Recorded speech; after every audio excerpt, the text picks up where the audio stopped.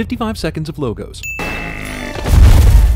Damn it, man! That was our ride! How does Kirk not know the details of the plan enough to know that there's a beast waiting in the Red Forest for them to ride? Did Bones, the Doctor, make the escape plans without consulting Kirk? The Enterprise is their god now, which makes them no different from 40 million people on Earth. This guy uses an analog clock in 2259 because he remembers the time when his grandfather...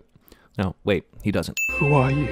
Well, I could tell you, but I don't want to ruin the surprise that everyone already knows. Kirk uses a record player in 2259 because he remembers the time when his great-uncle... Oh, no, he doesn't. That's why you gave me your ship. I gave you my ship because I saw greatness in you. You may have seen greatness in him, but Kirk is right. He got the ship by breaking all the rules, and he wasn't punished. He was rewarded for it.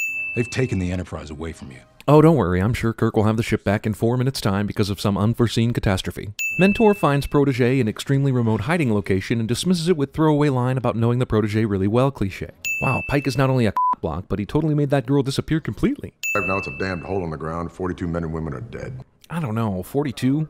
That seems awfully low considering all the people that we saw in the building at the time, and the magnitude of the explosion. This is awesome Minority Report style technology, but it's really impossible without multiple cameras. None of Starfleet's senior captains and first officers notice the blinding red light entering the room for several seconds. How does Kirk manage to avoid dying or being hit by any bullets, shrapnel, or glass when this huge glass wall explodes behind him? Okay, so the senior leadership is all in one room so that the so-called Harrison can blow everyone away, but did Starfleet's airspace defense go drinking while this meeting occurred?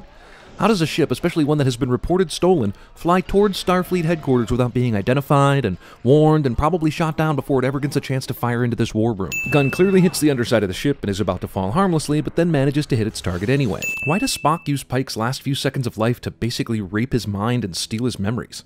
It's not only morally wrong, it's illogical. Oh, now some aircraft show up. It's a portable transwarp beaming device. Excuse me?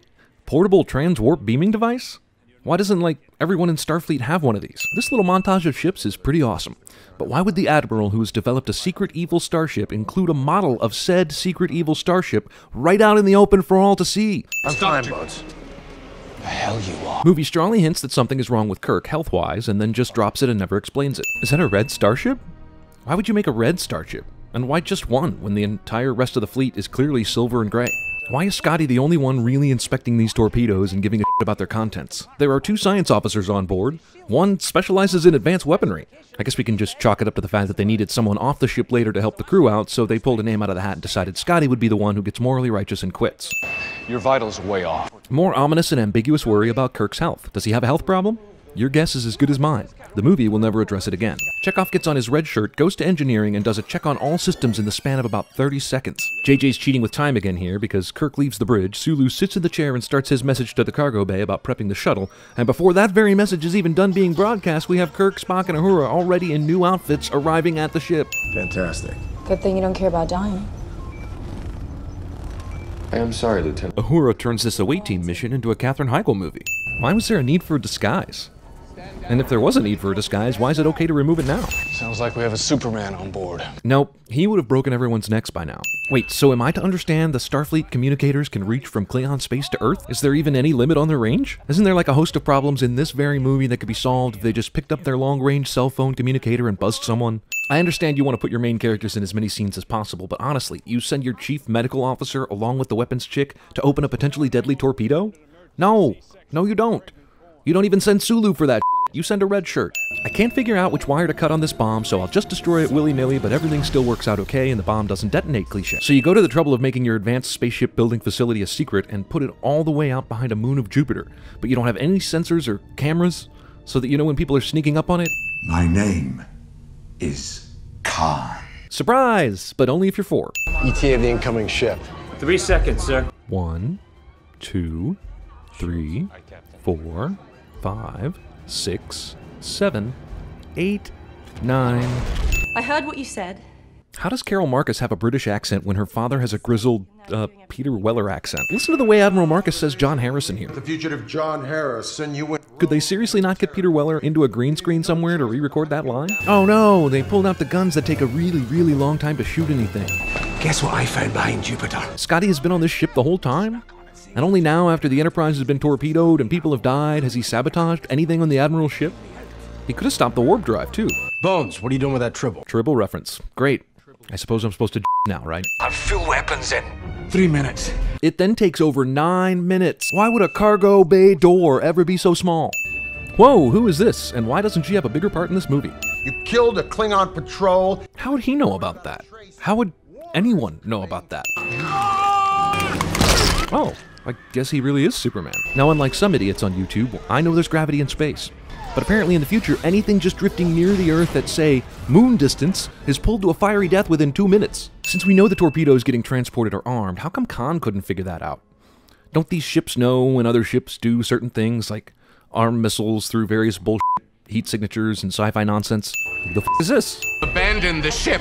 All due respect, Commander, but we're not going anywhere. Man, you know what would come in really handy right now? A standard issue portable transwarp beaming device. There's pretty much no way this happens. And does Chekhov have the strength to grab roughly 400 pounds out of midair and keep a firm grip on it without falling himself? Why is there a brewery in the middle of the starship?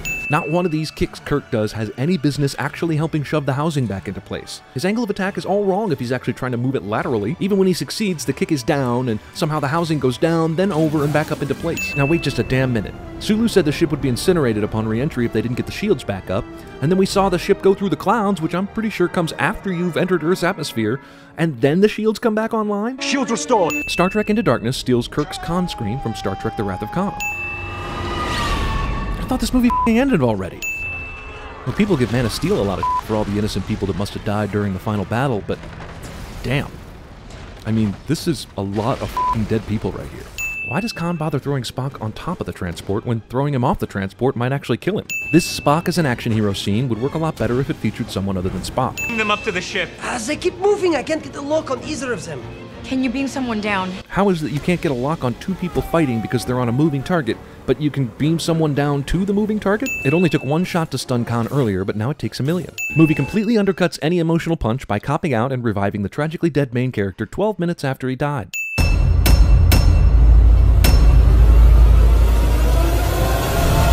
Authorized to end you. The only reason why you are still alive is because I am allowing it.